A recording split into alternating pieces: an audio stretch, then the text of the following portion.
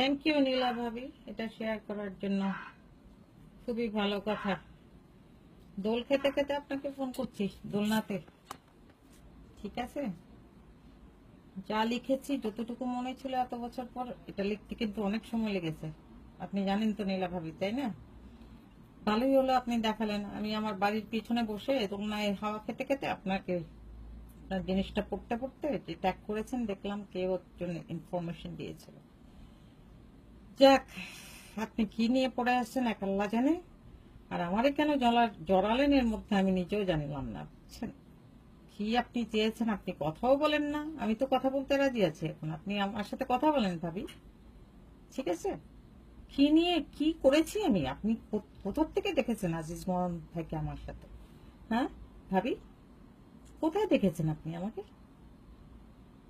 আপনার সাথে তো আমার শেষ যখন কথা হয়, এটা তো ইমন আর সামিরার ঝগড়ার সময়, যখন ইমন সামিরাকে মারলো না, মারার পরে যখন মিটিং হলো সবার সামনে, জেনারেল শওকত আলী ছিল ওখানে, সামিরার মা ছিল, আপনি ছিলেন, ভাই ছিল।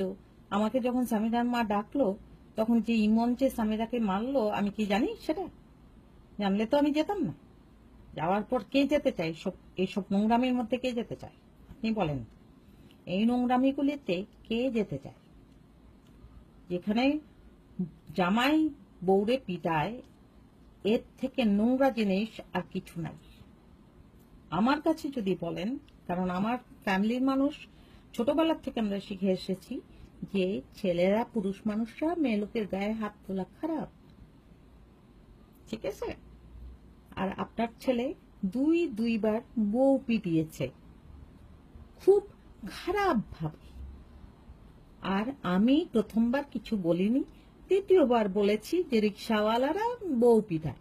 তো আপনার ছেলে রুম থেকে এসে আমারে বললো যে চলে যাওয়ার জন্য। তো আমি বললো যে রুবি আন্টি আপনি আর আপনার আসবেন না আমার বাসায় সবার সামনে। তো আমি ওকে বলে দিয়েছি না আপনার সামনেই তো, যে হ্যাঁ তোমার বাসায় কে আসতে চায়। তারপর আমি চলে গেছি না। আর কোনোদিন আপনার ছেলের সাথে আমার দেখা হয়েছে? হ্যাঁ বলেন আপনি, কেউ দেখেছে আমাকে? আপনার ছেলের বউর সাথে দেখা হয়েছে? কারোর সাথে দেখা হয়নি, আল্লাহ সাক্ষী। আপনি এত মিথ্যা কথা বানিয়ে বলেন, উফ! কবে আপনাকে আল্লাহ কোন দিকে কি করবে, আমি এই অপেক্ষায় শুধু দেখার জন্য আছি যে মানুষ মিথ্যার পর মিথ্যা বলে যাচ্ছে। আর আল্লাহ সহ্য করছেন, কতদূর সহ্য করছেন, আর আঘাতটা কেমন করে আসবে দেখার জন্য বসে আছি। আল্লাহর ভয় আমার অনেক আছে ভাবি। আমিও 2 বাচ্চার মা, 2টা ছেলে আমারও আছে, বুঝছেন? শত্রুরও কোনোদিন কামনা করি না যে তাদের জীবিত থাকাকালে সন্তান হারায়। আপনি সেটা চাইতে পারেন, আপনার রাগ অনেক বেশি, আমার এত রাগ নাই। রাগ যখন হারিয়ে ফেলি না, আমার রাগ নাই দেখে মানুষ আমাকে বলে বেশরম, আমাকে বলে পাগল। সেটাই হোক, আমি জানি আমি কি, আর আল্লাহ জানে আমি কি। আল্লাহ এত গালিগালাজ, এত চরিত্রের উপর এত দাগ, সবকিছুর পরে কেমন করে মুখ বুঝে সহ্য করে থাকি, শুধুমাত্র আল্লাহ দেখতে চাই যে আল্লাহর শাস্তি কি হয়। ভালো থাকেন, দোয়া করি, তবে কতক্ষণ আল্লাহ রাখবেন আপনাকে আল্লাহই জানেন, আমি কিছুই জানি না। ভালো থাকেন, এটা তো সবসময় চাইবো। শত্রুটাও ভালো চাই এখন। যদি আমি মানুষের ভালো চাই তাহলে আমার ভালো হবে, এই বিশ্বাস আমার আছে আল্লাহর উপরে। আল্লাহ যত কিছুই বলুক, মানুষ যা কিছু বলুক, আপনি যা করলেন কতটা বছর, এক আল্লাহ যদি আমাদের রক্ষা না করতো তাহলে বোধহয় আমরা টিকতে পারতাম না। প্রত্যেকটা মানুষ, কাজের লোক থেকে আরম্ভ করে, ওই বাসার সামিরার বাসার কাজের লোক থেকে আরম্ভ করে, দারোয়ানদের থেকে আরম্ভ করে, প্রতিবেশীদের থেকে আরম্ভ করে, আমাকে নিয়ে, যেহেতু যেই আপনার উপরে আপনার বিরুদ্ধে গিয়েছে তারই নামে আপনি সেই সুযোগে আপনি সবাইকে ঢুকিয়ে দিয়েছেন। আর আমি ছিলাম তার মধ্যে একজন, কারণ আমি আপনার পরিচিত ছিলাম, আপনার কাছের মানুষ ছিলাম, কাছাকাছি ভাবি বলে ডাকতাম। যে যদিও আপনি আমার বাবাকে ভাই বলে ডাকতেন, আমরা আপনাকে, আমাদের সমস্ত বান্ধবীরা আপনাকে ভাবি বলেই ডাকতাম। পছন্দ করতাম আপনাকে, সবসময় পছন্দ করতাম। সামিরার সাথে ইমনের বিয়ে হওয়ার পরে কি হলো আপনার সাথে আমি নিজেও জানি না। আর ভাবি, আমারও কিন্তু বিয়ে হয়েছে একটা বাচ্চা নিয়ে অন্য একটা মানুষের সাথে। আমার এত সময় ছিল না এগুলি দেখার জন্য। বুঝতে পেরেছেন? আমার নিজের সংসার সামলানো, আমার একটা ছোট বাচ্চা হয়েছে, তার মধ্যে আমার ছোট ছেলে জন্ম নিয়েছে 93-তে। সেই ছেলেকে রেখে, ছোট বাচ্চাকে রেখে কারোর সাথে নষ্টামি করার সময় আমার ছিল? আপনি বলেন। আমি তো বিয়ে করেছি চাইনিজ, ওদের সাথে আমার খাপ খাওয়া খাইয়ে মেলাতে এত সহজ ছিল না, আমাকে অনেক সময় আর মাথা কাটাতে হয়েছে। সংসার টিকিয়ে রাখা এত সহজ না। 31টা বছর চলছে এই হাজবেন্ডের ঘর করি। আমার হাজবেন্ডকে আমি ছাড়িনি, আমার প্রথম হাজবেন্ড মারা গিয়েছেন। সবাই জানে ক্যাপ্টেন জামিল কে ছিল ভাবি। আপনি একলা আঙ্গুল তুললে কয়েকজন মানুষকে নিয়ে তা তো সত্যি হবে না, না? ক্যাপ্টেন জামিল অনেক একটা ভালো মানুষ ছিল। আপনার ছেলের বয়সেই কিন্তু ও মারা গিয়েছে। আপনার ছেলে যে বয়সে মারা গিয়েছে ঠিক একই একই বছর একই বয়সে মারা গিয়েছে। ও মারা গিয়েছে, ইমন মারা গিয়েছে সেপ্টেম্বরের কত তারিখে? 6 তারিখে আমার হাজবেন্ড মারা গিয়েছে। 22 তারিখ, 23 তারিখে। 22 তারিখ দিন গত রাতে, 23 তারিখ সে মারা গিয়েছে। কত বছর? 81-এ, আর আপনার ছেলে মারা গেল 96-এ। 15 বছরের ডিফারেন্স, ঠিক আছে? তো দুজনেই বাচ্চা মানুষ ছিলেন, 25 বছর বয়সে আর কি। আপনি কেমন একটা মানুষ যে মানুষ খুন করার কথা চিন্তা করতে পারেন? আরে বাবা রে, এটা কত একটা বিরাট একটা জিনিস, আপনি চিন্তা করতে পারেন? আমি তো চিন্তাও করতে পারি না যে কাউকে যদি কেউ খুন করতে দেখে আমার কাছে আশ্চর্য লাগে যে কত বড় বুকের পাটা হলে একজন মানুষ একজনকে খুন করতে পারে। আমি তো মনে হয় যে মাছি মশা মারার সময় চিন্তা করি যে ওইটা কি আমাকে ক্ষতি করছে নাকি। যদি ক্ষতি না করে তাহলে আমি কেন মারবো? আমার বাড়িতে যদি মাকড়সা থাকে আমি ওইটাও মারতে চাই না। আমার কাছে মনে হয় যে ও তো আমার কোনো ক্ষতি করছে না, তাহলে আমি কেন এই জিনিসটাকে মারবো? মাছি যদি বাসায় এসে খুব জ্বালাতন না করে মারার চিন্তা করতে চাই না।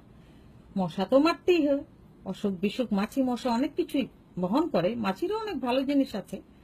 কিন্তু ভাবি, আপনি একজন ভালো মানুষের মেয়েকে একজন, দুঃখের সাথে আসছি এখন, কি করে দিলেন? কিন্তু আশ্চর্য ব্যাপার কি জানেন, আমার জীবনে কিন্তু যত অপবাদই আপনি দিয়েছেন, যত কিছু দিয়েছেন, তার প্রভাব পড়েনি। আমার জীবন কিন্তু চলেই গিয়েছে সম্মানের সাথে। এখনো সম্মানের সাথে আছি, আলহামদুলিল্লাহ। ভবিষ্যতে থাকবো এই বিশ্বাস আছি, কারণ আল্লাহর উপর প্রচুর ভরসা করি তো। আর সেটাতে আপনি বাধা দেবেন বলে আমি বিশ্বাস করি না, কারণ ভরসা আমাকে করতে হবে আমার জন্যই, ঠিক আছে?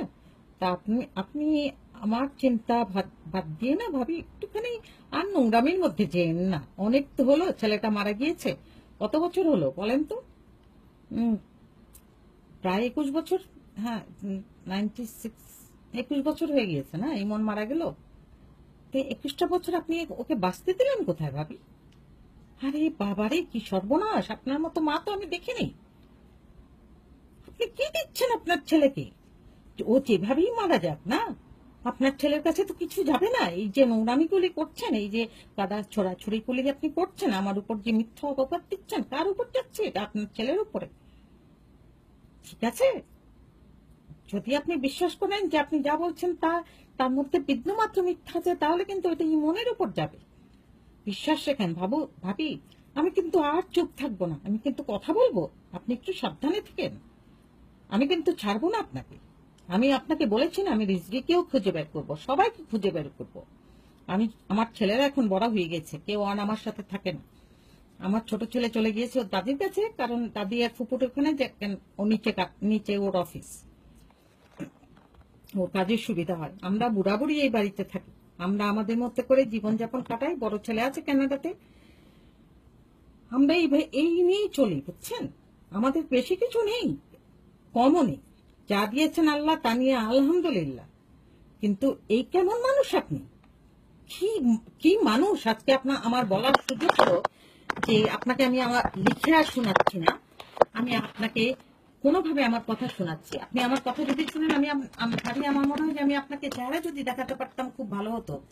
আমি এক্স্যাক্টলি এখন জানছি না যে আমি কেমন করে অ্যাডজাস্ট করব। আমি যদি হয় আমি আপনার সাথে ভিডিওতে কথা বলে বলবো যে এগুলি আপনি কি করছেন। ছি ছি ছি।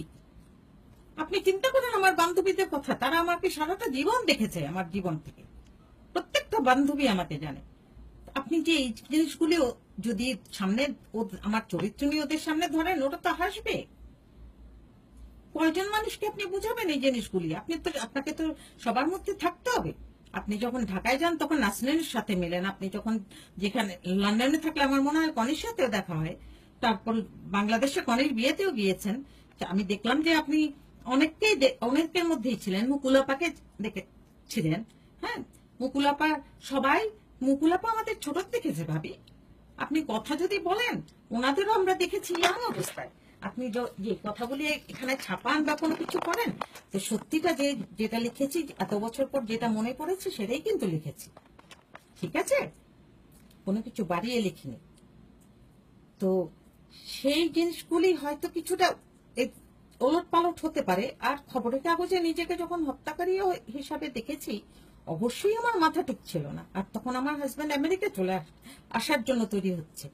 আপনি যা অন্যায় করেছেন ভাবি, যা অন্যায় করেছেন, আল্লাহ আপনাকে মাফ করুক। বিশ্বাস করেন, আপনি যা অন্যায় করেছেন আমাদের প্রত্যেকটা মানুষের প্রতি আপনি অন্যায় করেছেন। আমি বিশ্বাস করি আপনি প্রত্যেকটা মানুষের প্রতি অন্যায় করেছেন, কারণ আপনি আমার প্রতি অন্যায় করেছেন। এবং আমার বিশ্বাস যে একইভাবে আপনি আপনার নিজের প্রয়োজনে অন্যকে ব্যবহার করেছেন, এখনো তা করছেন। ভাবি, সময় একদিন আসবে, সত্য সবার সামনে আসবেই। সেই দিনে কিন্তু একটু ভুল নাই, শুধু সময়ের অপেক্ষা।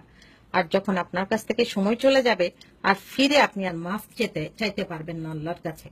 আমার খালি একটাই জিনিস, যে আমি বলি আল্লাহ মাফ করুক, কিন্তু মনের আরেক দিক বলে যে আপনাকে আল্লাহ সেই সুযোগটা না দিক, যে যা করেছেন আপনি এতগুলি মানুষের জীবনে। আমিও কারো মেয়ে, আমি কারো মা, কারো বউ। আপনি আমার মৃত স্বামীর চরিত্র নিয়ে যা যা বলেছেন, আমার নিজের চেহারা ছবি ফেসবুকে বিকৃত করে ছাপিয়েছেন, যেটা আমি না তা সবার সামনে তুলে ধরতে চেয়েছেন। আমি চুপ করে দেখেছি, রাগ হয়েছে, নিজের রাগকে সামলিয়েছি, আল্লাহর কাছে বিচার চেয়েছি, এবং আমি জানি আমি বিচার পাব ইনশাআল্লাহ। দেখা হবে ইনশাআল্লাহ ভাবি কোনোদিন।